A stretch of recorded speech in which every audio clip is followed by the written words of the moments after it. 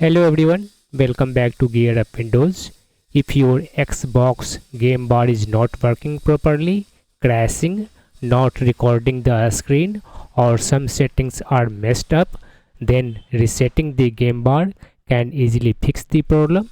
So in this video, I will show you how to reset game bar settings on a Windows 11 PC. This method is safe, simple and only takes 1 minute. So let's get started. First click on the start button, then click on settings, then select system in the left sidebar. On the right, scroll down and click on system components.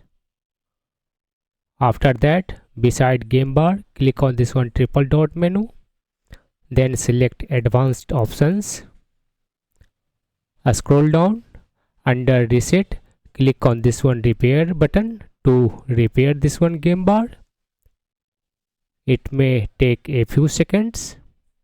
After this, test if your game bar is working properly. In case after repairing also it does not work, click on this one reset work. Again click on reset. This will reset game bar settings and everything should start working as before. That's all about this video. Bye.